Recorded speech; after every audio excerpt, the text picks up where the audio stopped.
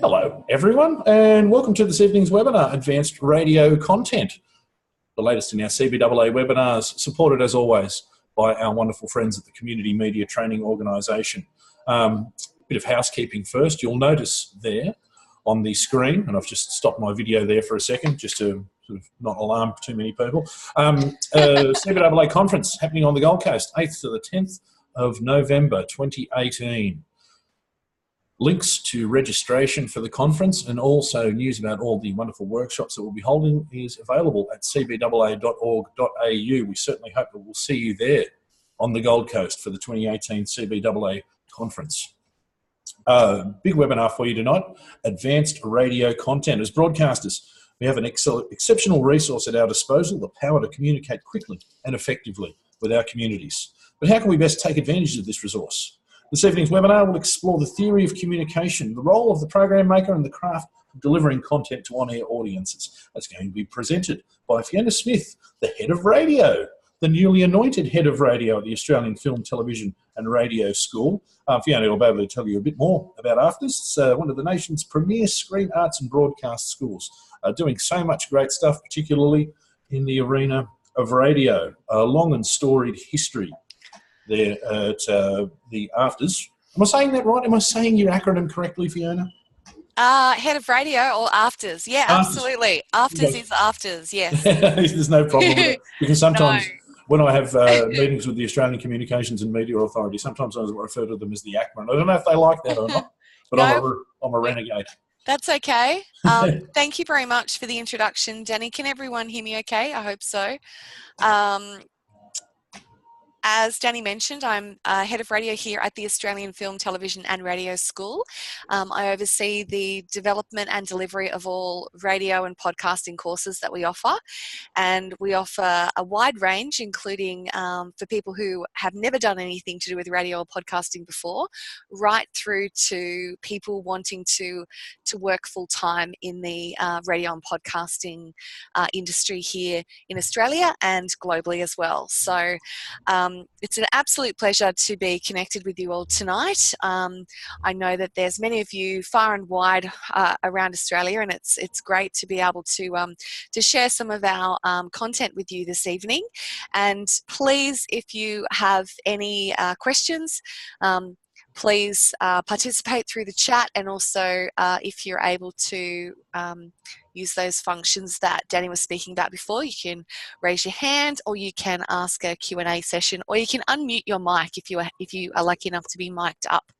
That would be great as well.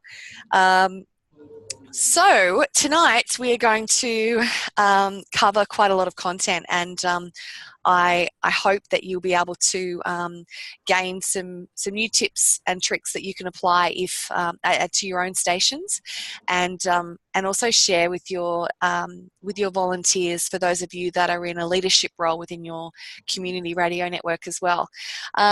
So I might just share my screen with you. Is that okay, Danny? That is fine. Totally fine. The floor is yours. Thank you. I will share my screen and just get into... Oh, we don't need my email, so I'll just get into my connecting with your audience. Here we go.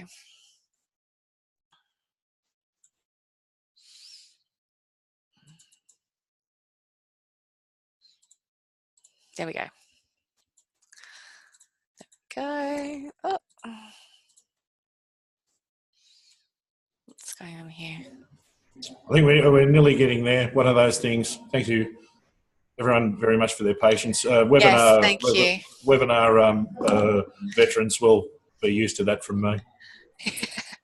Fantastic. So very much a big welcome to you all for coming along this evening. And as we move on tonight, I just thought we'd cover some of these topics to let you know what we will be covering this evening. It'll include the theory of communication, also the role of the program maker, understanding your audience, and delivering content on air. So hopefully tonight you'll be able to take away from this session the skills necessary to create a listener profile, as well as I'd like to introduce you to a 3-part interview technique that can be used in any radio station format or podcasting format. You can apply it to any piece of content. It's just a method to ensure that you're asking well-constructed questions for your talent and also for your guests. And we'll also look at some show preparation systems that they're easy to use, and some tools that we will be sharing with you also for tips for writing for on-air and online as well. So first of all, connecting with your audience. If there are any attendees that have the ability to speak directly, can you unmute your mic and tell me a little bit about your station audience? What you'll need to do is, firstly, I'll need to give them the power to do so. So if you can let us know either in the instant message box or using the Q&A function, if you'd like to get involved, please do so, and I will hopefully be able to give you that function. So I'm not seeing any hands up just yet. No, there we go. We've got a couple there now. Oh, we do? Okay, so who will I see first who's got their hands up? Paul, you should hopefully be allowed to talk now. Hi, Paul. Paul, you should be able to talk there. No, there we are. Paul, hello. Can you hear us, Paul? Paul, it's saying here that you don't have a microphone plugged in. So I'm just going to change you back to attendee and go in there to the other people who are Philip Horn. I'll give you the floor. Hopefully your microphone is working. Hi, Danny and Fiona. How's it going? Hey, Philip. Thanks for turning your mic on and participating. No worries. Thank you. So I just wondered if you could, first of all, let me know where you are located. Yeah, for sure. At the moment, I am down in Young on the southwest slopes. Oh, fantastic. So kind of like 2 hours north of Canberra, thereabouts. Yep. Great. Yeah. And tell me a little bit about your radio station audience. I guess it's real kind of working class country town folks. So they really like, the 80s to now sort of stuff. Yep. Honestly, I've only just started the job. It's my first commercial gig at Rocky FM. I started there about 2 weeks ago. So yeah, definitely an exciting thing, but definitely still getting used to the audience as I'm sort of slowly getting more and more stuff on air happening. Fantastic. Okay, so one of the things that, thank you very much for sharing, and you can turn your mic off and I'll continue on. So one of the things that when we're connecting with our audience, it's really important to understand the purpose of communication, first of all. So our goal is to impart or exchange information by speaking, writing, or using some other medium. That's the original purpose, or that's what the key aim is for when we are trying to communicate with our audiences, and in general, just general communication skills. So there are different ways that we communicate with other people, and this includes verbal and non-verbal ways. And understanding how you're interacting with your audience, there could also be things like you're using social media. There might be an opportunity for you to be meeting and greeting your audience at station events or community events. And it's also very important to understand the type of language that's going to really connect with your particular audience. And obviously with block and flow programming, which community radio has quite often a lot of block programming, it's important to understand that your particular show within a particular station could have a completely different communication style and method necessary to really connect with your audience. So there are some key skills to develop when you are communicating with audiences. So the first one is all about thinking. And having a clear idea of what you are trying to communicate allows you a greater chance of successfully communicating your message effectively to another person or group of people. So this is really the first foundation, I guess, of effective communication. As an announcer, this is vital in your preparation prior to opening the microphone to ensure that you don't go off on a tangent or get stuck for words. So we can sometimes, in our enthusiasm, start rambling on or waffling on a bit of a different topic, it's important to put some structure around what you are planning to say in advance before just turning the microphone on. This will make your message much more likely to connect with your audience. And the easiest way to do this is to have a really clear image in your mind of what you are trying to communicate.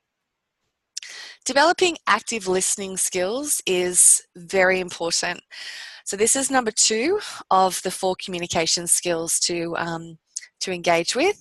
Effective listening as a habit is one of the most, it is one of the greatest skills to master in being a successful communicator. It allows you to engage in the reality of the other person and also try and understand their message from their perspective to receive the message with a clear understanding of its meaning.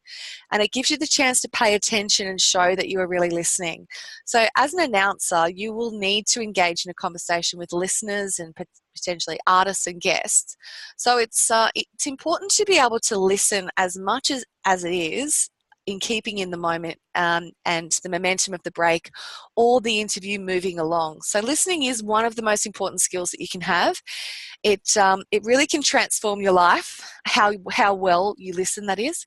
It has a major impact on your job effectiveness and also on the quality of your relationships with others as well. So if you're a really good listener, it also allows you from a broadcasting point of view to pick up on moments that if you're not fully present in the interview, otherwise would go missed. And I'm sure that all of you have had an experience where you're really well prepared for an interview and you've got all your questions ready and you're so keen to ask the next question that there's potentially a time that you might miss something really key that you didn't respond to when you listen back to the interview after the show, and you think, I should have spoke about that a little bit more. So that's something to keep in mind as well, is listening. Speaking is number 3 of the 4 communication skills, and it's the 3rd communication skill that leads to effective communication. It is your selection of words and the voice tones that you use when speaking, and it really can change the entire meaning of what you're saying. Not necessarily changing the words at all, but just how you're saying. I think it's something that parents often pull their kids up on, saying, it's not what you're saying to me, it's how you're saying it that's the problem. So while this part is one of the most that people concentrate on, research has also revealed that non-verbal communication has more impact than the words that you use. So in fact, the non-verbal portion of communication can actually change the meanings of the words that you say. For example, when you change your inflection, your pitch, your pronunciation, and also your volume. There's an activity that we do with students here at AFTRS where the sentence that we give them for this exercise is I did not steal your radio last night.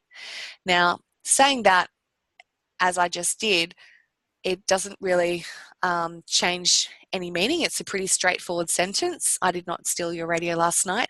However, if you start to emphasize and change the tone of different words within that sentence, it can completely change the entire meaning.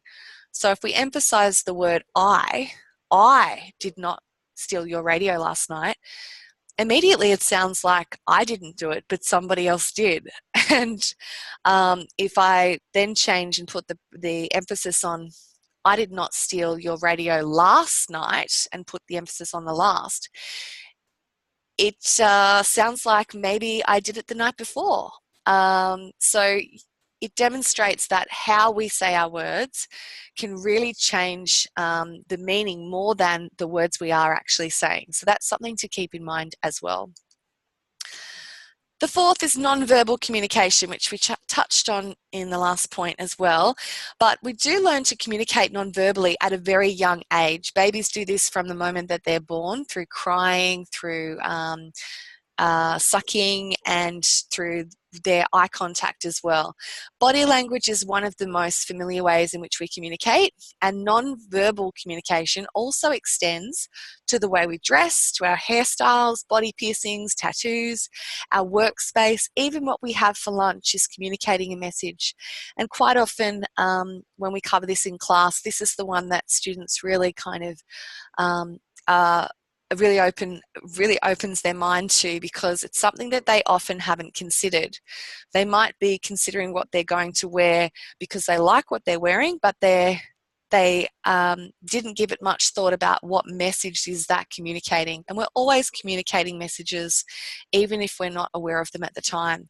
So research has shown that 93% of communication is nonverbal. So it is very important for you to be self-aware of the messages that you are non-verbally communicating as well. So understanding your audience, in order to connect, you need to know how. So make it a priority to fully understand the target demographic of your station as well as your potential audience. Now, for some of you working on individual shows, this will apply directly to your show, but you also need to be mindful of the broader audience of your station, and also the brand values of your station, and how that connects with the community. Have a genuine interest in wanting to find out how the target audience perceives and also consumes your radio station. You know, how are they accessing content? Are they listening at home? Are they listening on a personal device like their mobile phone? Are they coming to station events regularly? How active or passive are they in engaging with the radio station? And your role in a radio station as a volunteer, it doesn't matter if you're behind the mic or whether you're a producer on a show or you're a station manager or someone who's in charge of sponsorships. Your role is to know exactly what your station's target audience is interested in.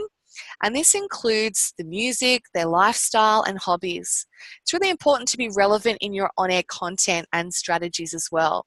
For example, there'd be no point in discussing Aerosmith on a hit music station that's targeting 18 to 24-year-olds because they wouldn't be familiar with the band. And unfortunately, they were a great band and they'd be missing out. Also know where to look on how to connect with your audience. So you don't just have to wait for the phone to call in your radio station.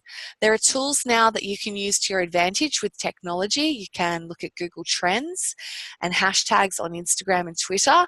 You can also use Facebook as a great tool to ask for your listeners' opinion and for their input. A really great way to get user-generated content is to engage with your local audience about events that are going to be connecting with them on an emotional level. So this could be something as simple as, if it's raining, you could post a local pic on your social page and say, look at the amount of rain that's happening this afternoon. Post your pics from your place, and you'll find that your listeners will engage with you in a new way and feel part of the station and connected to the station as well. You can also observe station listeners in everyday surroundings and situations. So I highly recommend checking out your local sports, perhaps the shopping centre, nightclubs, Bunnings and the beach as well.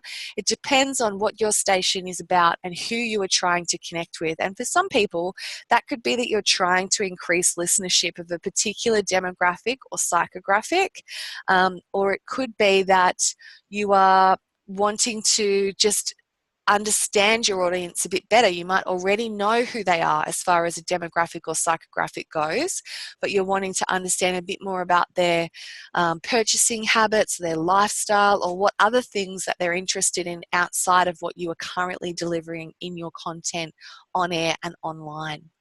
Does anybody have any questions before we keep on powering through? Because I would like this to be very interactive and less me just speaking to you all, Bill, if possible. Bill, I noticed you've had your hand up for a while, so I'm just going to give you the microphone there for a second. Hopefully it's given you the... There we go. Bill, do you read me? Bill, I suggest your microphone is not working at the moment. So what I might do is, there's another couple of people there with their hands up. I'll just jump into them. Tia, I'm giving you the opportunity to chat at the moment. There you go. Is it showing up for you yet? Just waiting for the ding-dong noise that says that you're allowed to talk. Come on, ding-dong. Tia, are you there? I've unmuted you. Are you there? Sorry, Tia. Yes. Hey, how you going? Sorry, you had your hand up and giving you the opportunity to join, and we're seeing you on screen as well. Yay. Hi. Hey, Tia, thanks for joining, Hi, first of Fyona, all. thank you. And thank you also to Danny. I'm wondering, what is a psychographic? Oh, psychographic, great question. And thanks for asking that. So a psychographic is different to a demographic. So rather than focusing on people's age, it is focused on their interests and what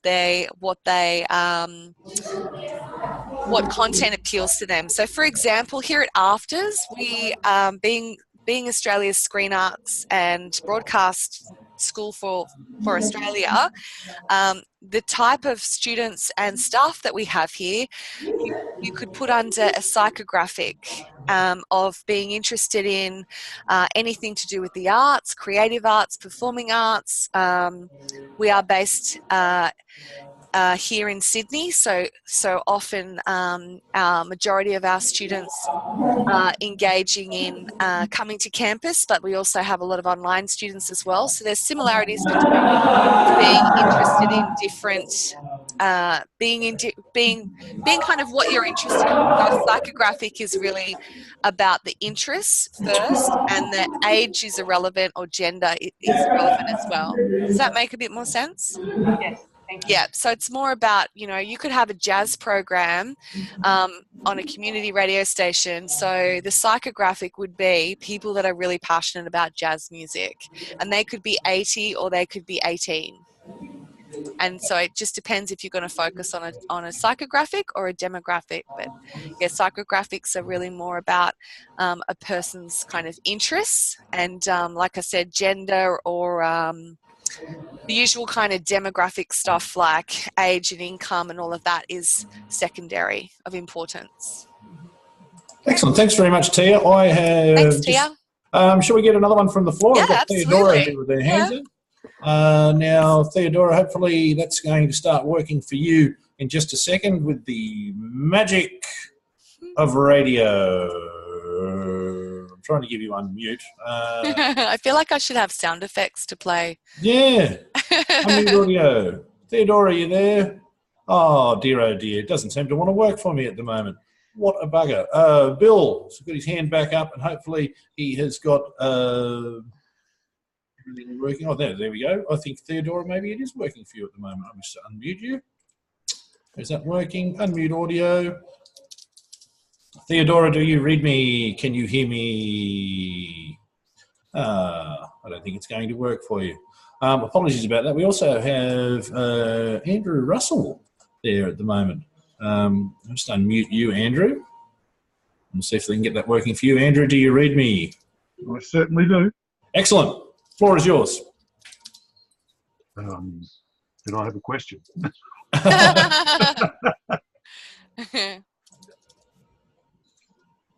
Okay, your question, Andrew? I didn't have a question, actually. Well, you didn't have one. You just sort of got... Oh, well, Andrew, just tell me about your radio station and your involvement to begin with.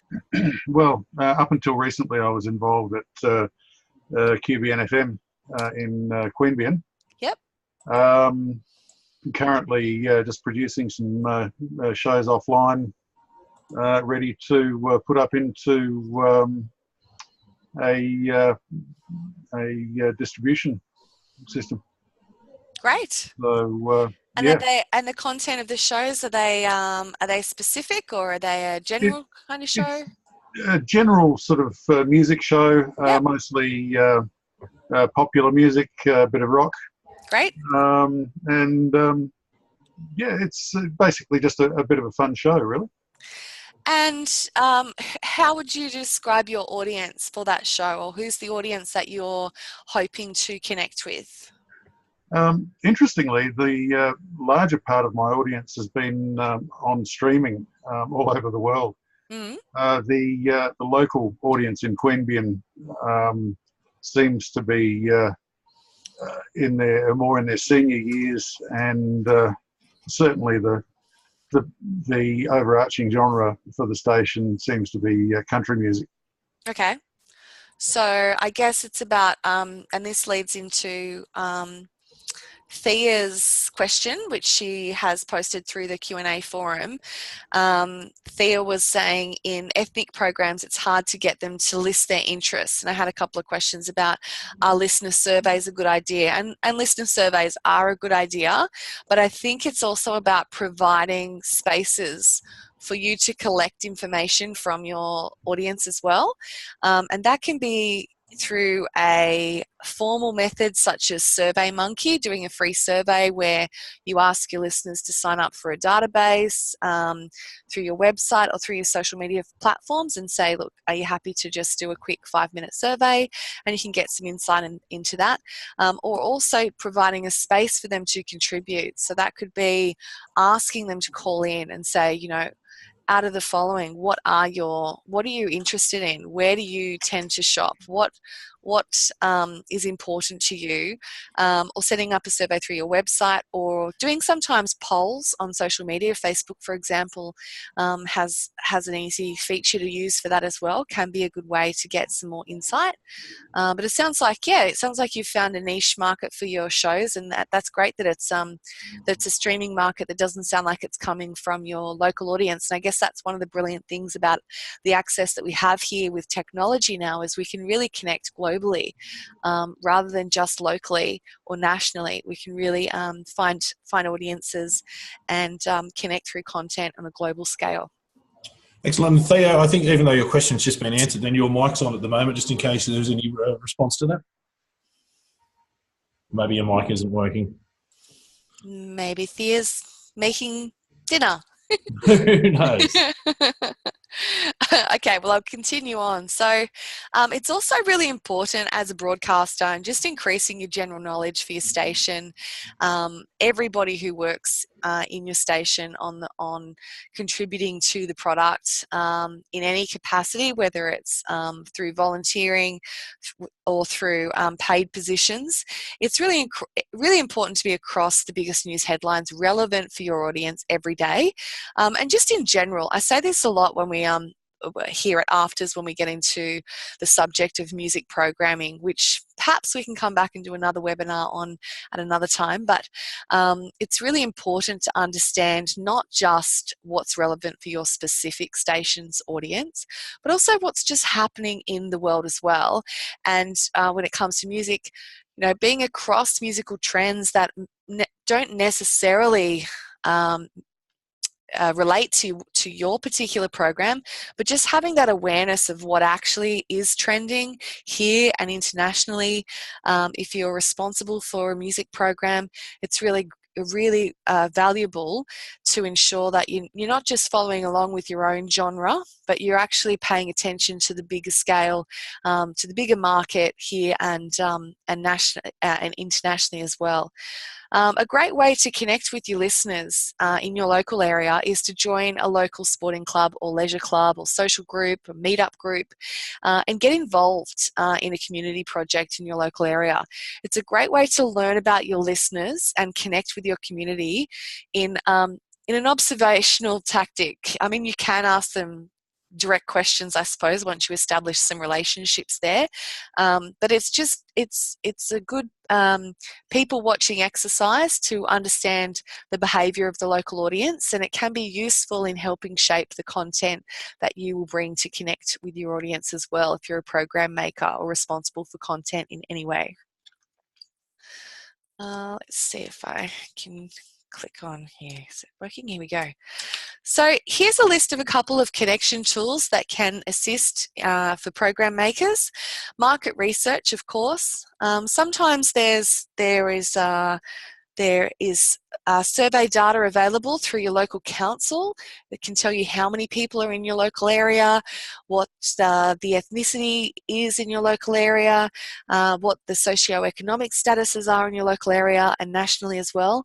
And you can also do some general market research, like I said, through surveys that you conduct yourself through the station or for your particular shows or through your social media channels as well. Relatability. If your content doesn't connect or relate to your audience, it's not going to be well received. You're not going to be growing that audience. You really need to have an understanding of who's listening and then provide content that's relevant and relatable for them as well. So I kind of tied those 2 points in, but relevant content. The things that people want to hear about, they want to feel included in the show, so it needs to be able to relate to them on a personal level. The quickest way to do that is also by using inclusive language. So if you're going to talk about a show that you watched on Netflix last night, for example, rather than starting the talk break with, I watched a fantastic music documentary on Netflix called The Defiant Ones last night, I would frame that with inclusive language and say, have you seen the fantastic documentary on Netflix called The Defiant Ones? It's the story of Dr. Dre, Jimmy Iovine. It's fantastic. It's the best content on Netflix. Sally, you watched it last night. What were your thoughts? You're immediately giving a space for your audience to be participating in your programming, and by hearing other people connecting on air will encourage your audience to connect more as well. And using very descriptive language, it's amazing how many of us, when we're working in radio and podcasting, we forget to actually use, paint pictures with our words. It's really important to use highly descriptive language because we are in the audio business.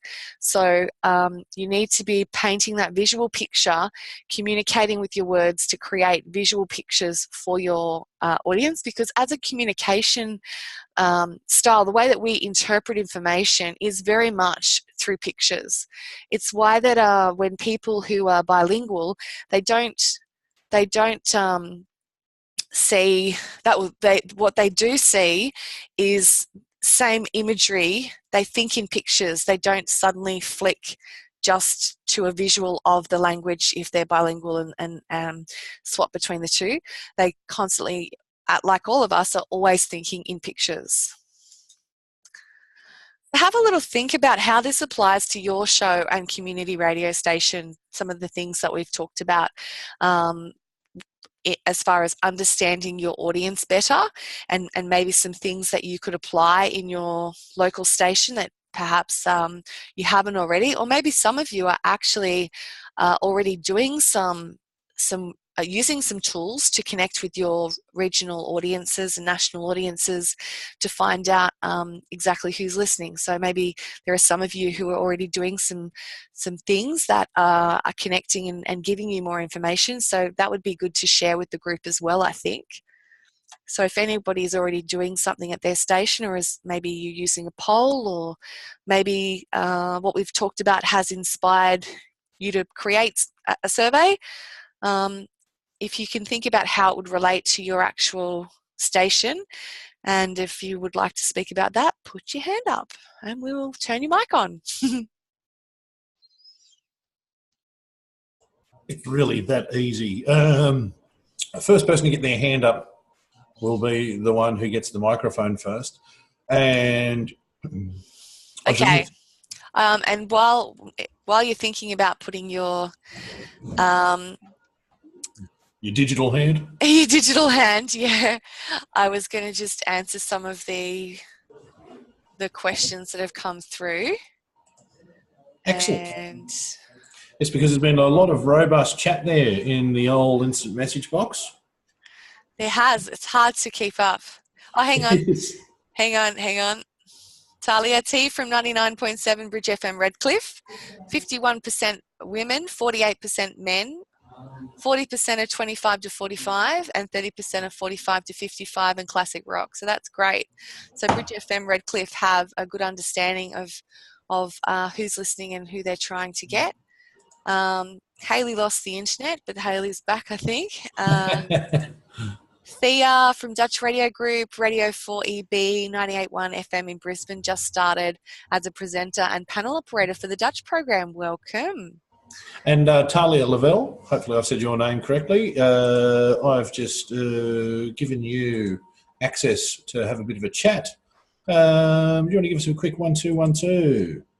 Hello, can you hear me? Oh, you can hear me. Oh, you can. I didn't know I had a microphone on this thing.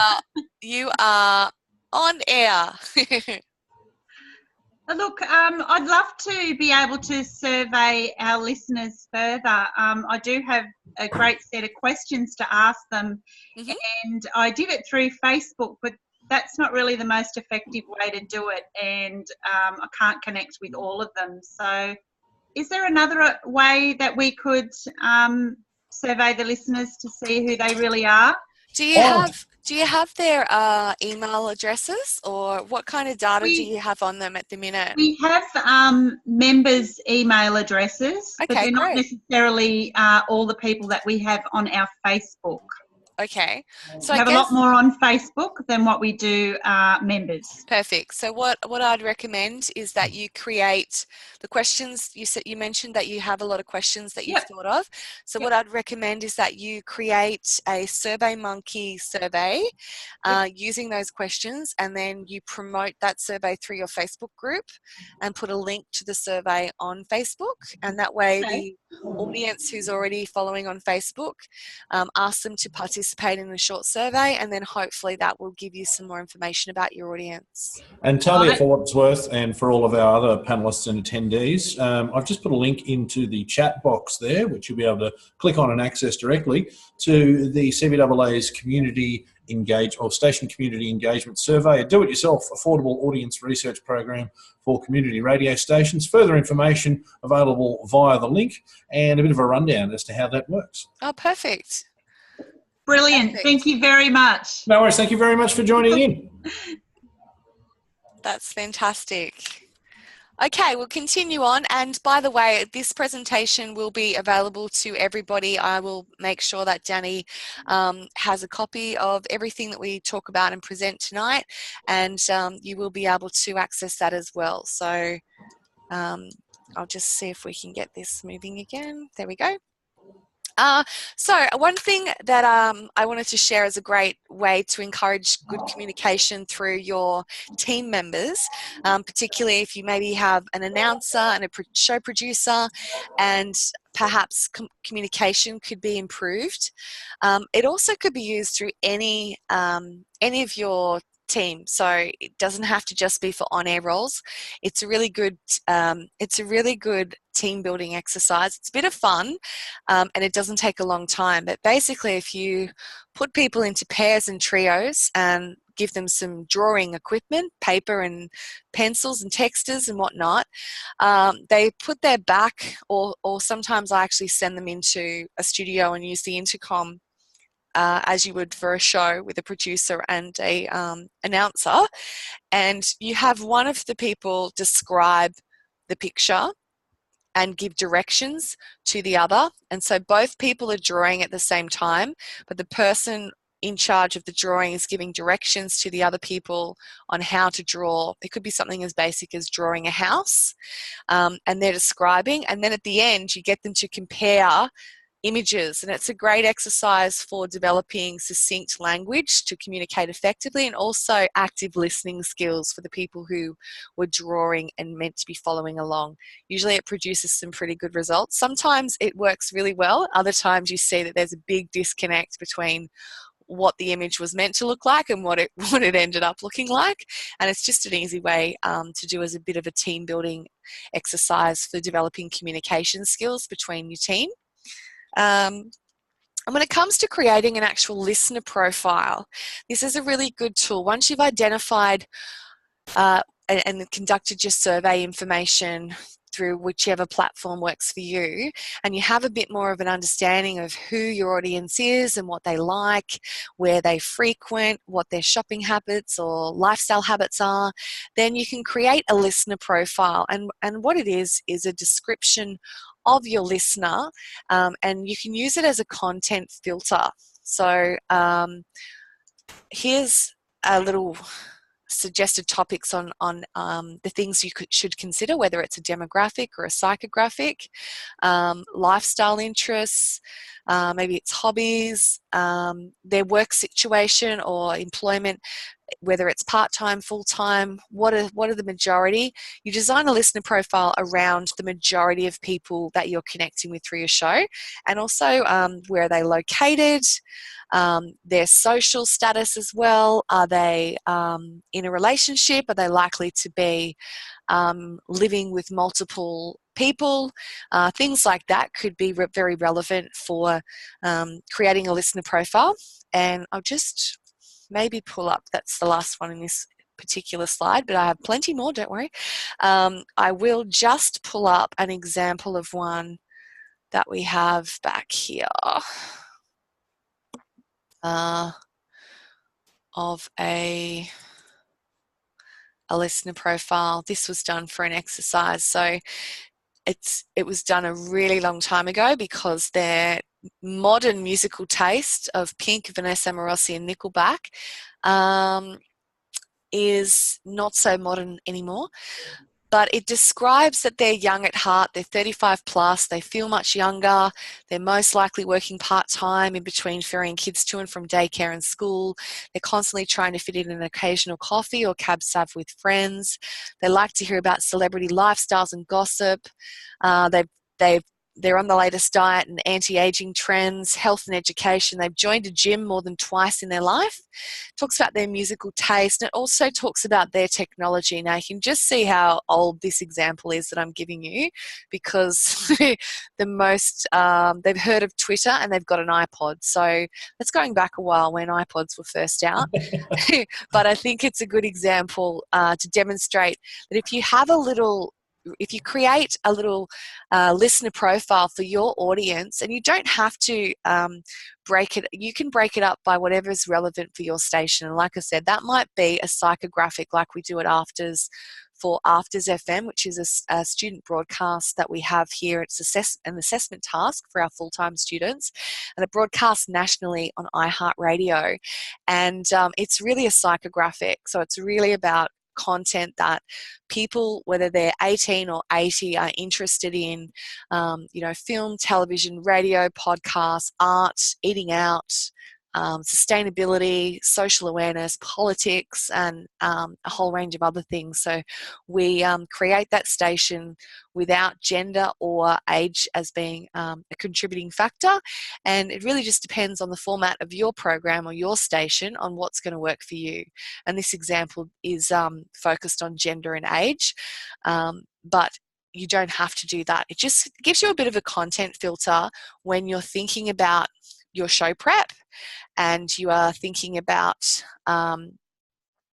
what you would like to achieve. And it can just give you a bit of a sounding board when you're thinking, is this relevant for today's show or next week's show? Because does it actually fit our listener profile? Will they find this interesting and relevant? Because often we can find things ourselves very interesting and relevant, but creating and selecting content for an audience other than ourselves is a different skill, because sometimes we have to put our own preferences aside and develop our ability to identify content that whilst it might not be something that we're interested in, it's definitely going to be something that our audience is interested in and therefore should be on the show. Now, before we move on to interviewing tips, do we want to talk about anything to do with the topic we just covered with connecting with audiences, communication, developing listener profiles, that kind of stuff? Shamal's got a hand up. Great. I will just promote you to panelist, and there we go.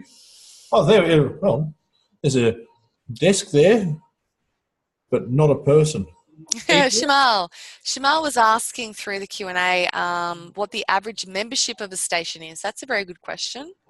I don't know. I would say sort of with no such thing as an average membership. It would all be very much dependent on the community that you're broadcasting to.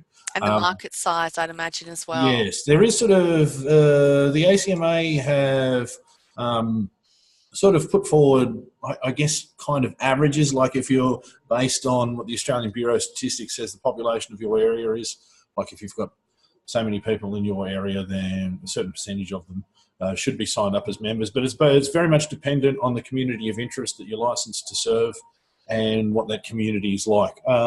Further information in regards to that is available from the CBAA. Just hit us up, office@cbaa.org.au. Now, I think I saw another hand go up just there, so I'll track down who that is, unless it's Shimalian whose hand went up. So, sorry, we put you on there before, but you might have been off getting a cup of tea, which is completely understandable. And I'm just looking through a couple of the chats. John has got in touch and says that John hosts and produces a 90s till now Tuesday night 7 p.m. show, playing popular music, chatting with artists on 2BA CR 100.9 FM in Sydney. The station has a huge range of different programs, I guess, from jazz, musicals, hip-hop, 50s and 60s, 70s, and even a motorsport show and a boxing show. So basically, you've got everything happening on your station, I think, John. And so if you are trying to understand your audience, you would start with your Tuesday night 7 o'clock show and trying to identify who is listening and who and the kind of content that will appeal to that particular audience. Excellent. And Shamal says, yeah. hopefully we answered your question. No cuppa, but yeah, issues with mic.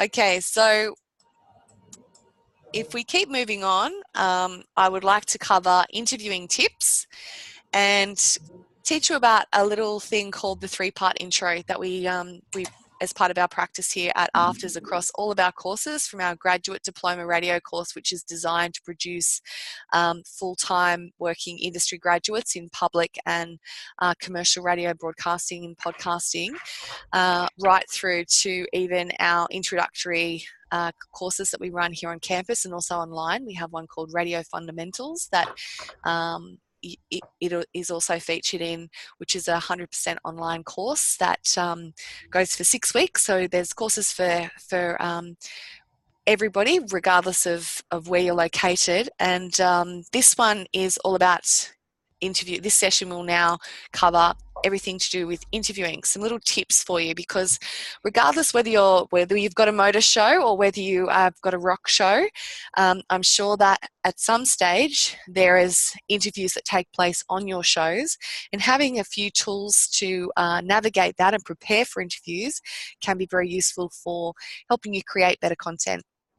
So the goal of an interview, there's several goals, and sometimes it's not all of these. It can be a few, or it can be just 1 or 2 of these. It can be to inform, to entertain, to tell a story, to be provoking, to react to an event, or to call someone to account for their opinions or actions. So a lot of our politicians would do a lot of those style down the bottom there about things that they say.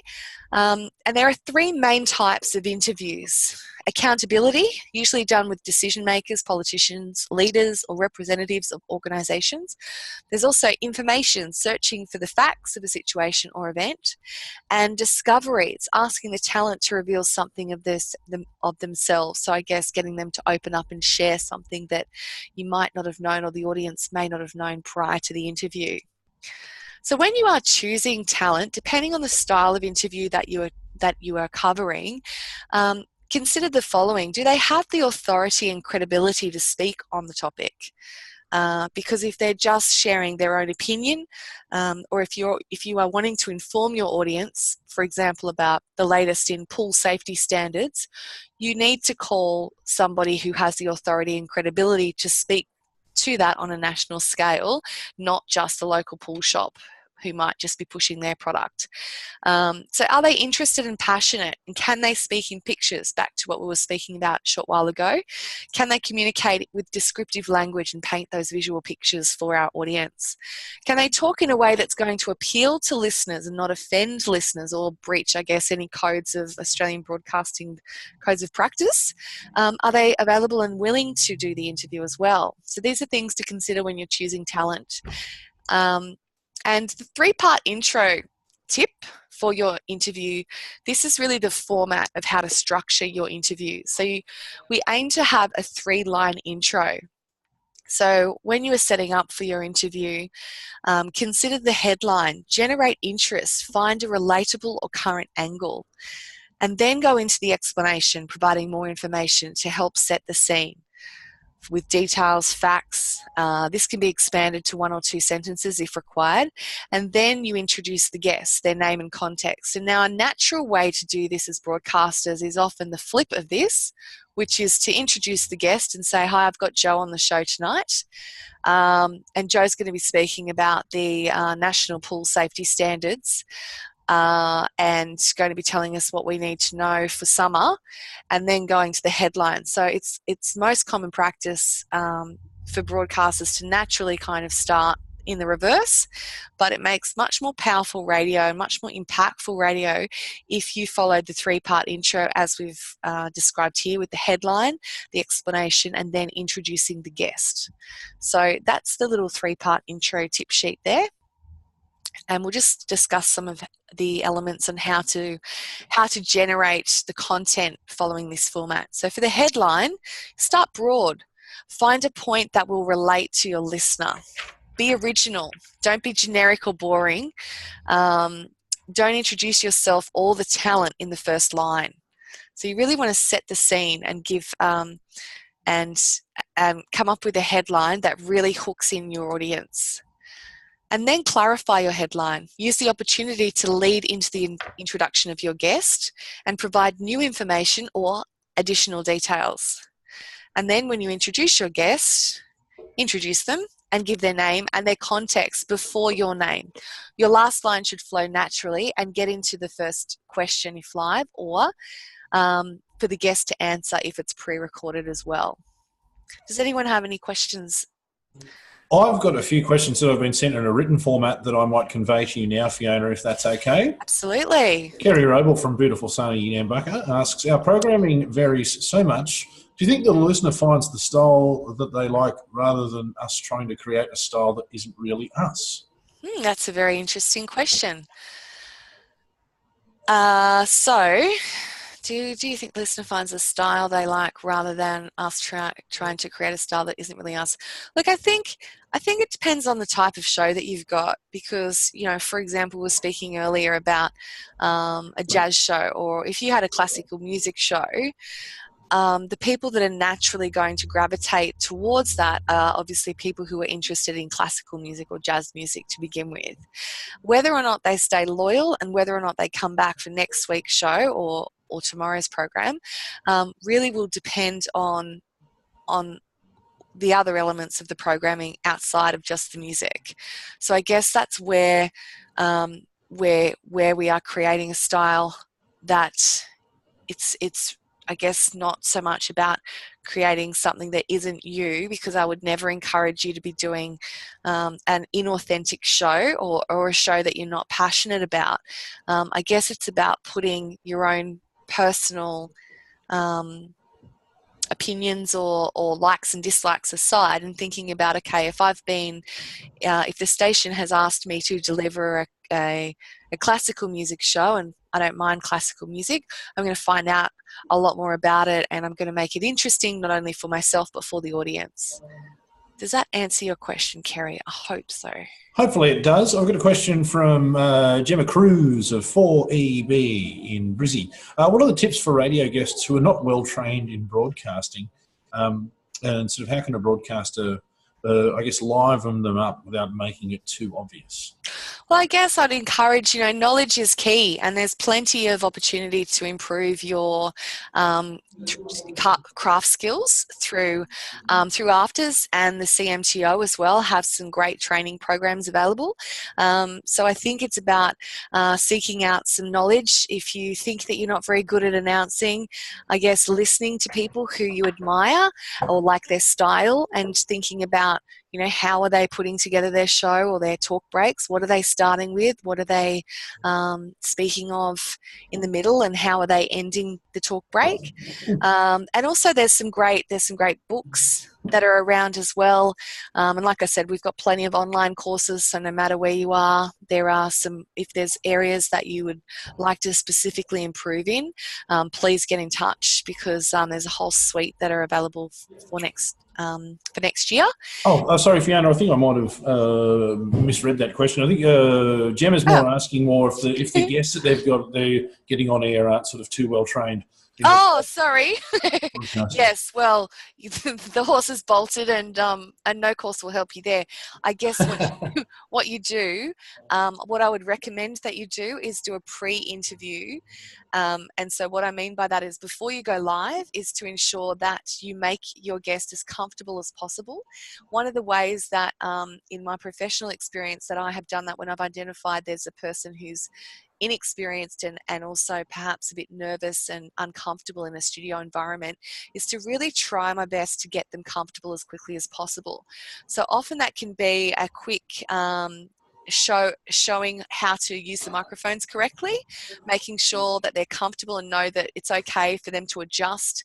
Let's get the microphone at a comfortable level, because you don't want to have talent too far away from a microphone, and having audio that's off mic. So ensuring you've got good mic technique, and also creating trust by asking them if there's anything they don't want to talk about, is a good way to build rapport instantly, by saying, look, before we go live, is there anything that you would like me not to ask you? Can bring that anxiety of the guest down dramatically, and they might say, look, actually I don't want to speak about my personal life, for example. I don't want to be asked about my personal life or what's happening with my ex or something like that. So you can build trust through that as well.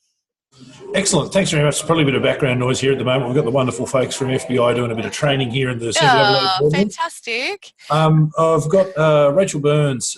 She says that I pre-record interviews that are used by several presenters, and I always start off, I'm Rachel Burns. Is this wrong? I'd suggested if they're getting a bit of a chance to do a bit of post-production, they could either maybe sort of edit that bit out if sort of... Absolutely. Spot on, Danny. Absolutely. It's great that you're doing pre-recorded interviews. One of the things that can sound odd when we're doing live radio and playing something pre-recorded is speaking into our speaking into our own voice. So if I'm going to be doing the introduction live, I would then cut any of my own voice out of the recording at the beginning and make sure that it started with the guest straight away. So hopefully that helps, Rachel. And look, there's no kind of right or wrong. There's just different ways of doing things. So if that's been working for you, then that's great. And yeah, it's just try and give it a go and do your introduction live and cut your voice off your pre-record and see and listen back to it and see which one you prefer. Tia asked, what do you mean before your name? That just means before your name being the host. So you would introduce the guest. So joining me on the show is Angela Caterns, and then I would go into introduce myself being Fyona Smith. Hopefully that happens there. John Deering asked, shouldn't you be yourself? The answer, John, is unless you can be Batman, of course you should be yourself. Always, John, absolutely always you should be yourself. It just means that if you are, I guess,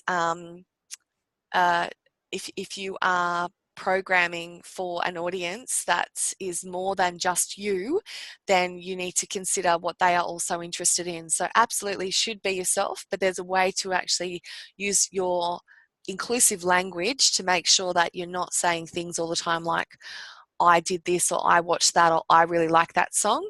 It's more inclusive, saying, what a great song. Thanks for joining us. We look forward to hearing from you and just connecting with your audience that way. So Catherine has said, read the 3-part intro. Could you demonstrate an example? So I have a worksheet. Where is it? Here. Interview tips, which I will show you. Yes, I can.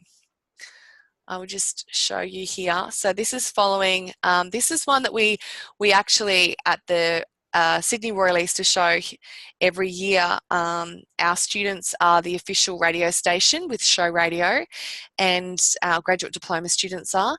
And so this is based on the scenarios for the Sydney Royal Easter Show. So a headline, if we just think about the headline generating some interest, start broad. Have you ever wondered how to make a pig jump off a diving board? Would be an example of starting broad. Find a point that your listener can relate to.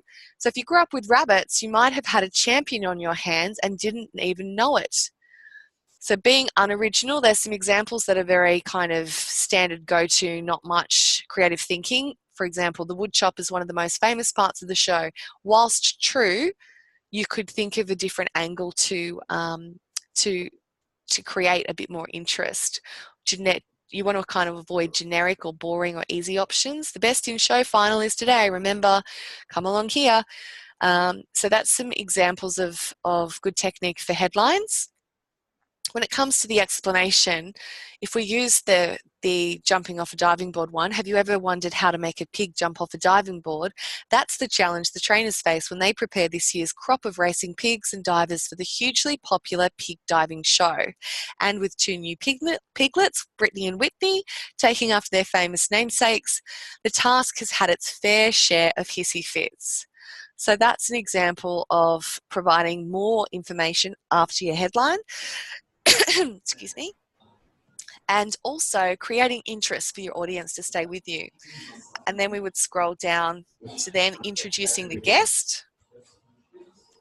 You can see here, Tom Bellamy is the head trainer of Diving Pigs and told Show Radio's Jim Smith how he copes with diva piggies. So I'm happy to provide this sheet as well if that would be useful. Yes, I will probably get that one off you. I should also acknowledge we're getting close to the end of time. I know I could stay on all night, but it's one of those things, isn't it? When you sort of get ready, you can really do it. But hopefully that helps. And there's a couple of other sheets. I was just going to show you some tools. One last thing, which was our digital content preparation sheet. So this is an example of a sheet that it's very basic. It's a Word document.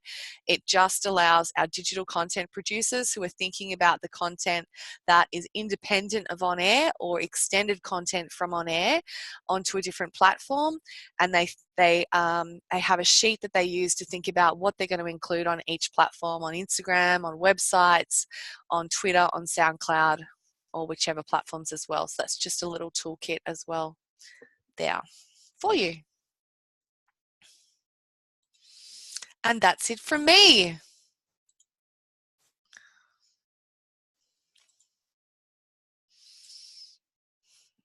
Oh, there we go. Sorry, I was like, maybe I'm out of time. I just thought I was there talking and I realised that my microphone was on mute. Oh. I wanted to say that there was a great bit of banter there in the webinar chat with Michael Keane, Jeff Cullen and Geordie, just having a bit of a chat there about podcasting, licenses and everything. That's probably a webinar in and of itself. But about Geordie, licensing? Yep, about licensing. Geordie pointed to some resources that are available at the CMTO Pathways course on podcasting. And please keep in mind that Geordie was a special guest at the podcast festival that happens here in Sydney. What's the name of the podcast festival again, Geordie? She was a special guest at it anyway. Audiocraft. Audiocraft is the one. Yes, AFTRS is very excited to be hosting Audiocraft here next year. Oh, well, apologies to any. We look forward to seeing you all. Yeah, that'd be good. All you podcast people, get on down to Audiocraft, the premier podcasting event that even I can't remember the name of. In addition to sort of doing other bits of housekeeping, I did want to acknowledge the fact that this evening's webinar is broadcast to you live from Gadigal land. So I wanted to pay respect to the Gadigal people of the Eora Nation, paying respects to elders past, present and emerging. And I know that you're joining us from all around the nation. So shout outs to the traditional owners of the land from where you're joining us from. Yes, the Gadigal and Bidjigal people of the Eora Nation. So, and big thanks to Geordie from the Community Media Training Organisation. Want to find out more about what they do, cmto.org.au. And of course, special thanks to Fyona Smith, Head of Radio at the Australian Film, Television and Radio School, which you're allowed to call AFTRS. Yes, Why, please. if you call it that. Please do. And I've just popped my email address in the chat as well.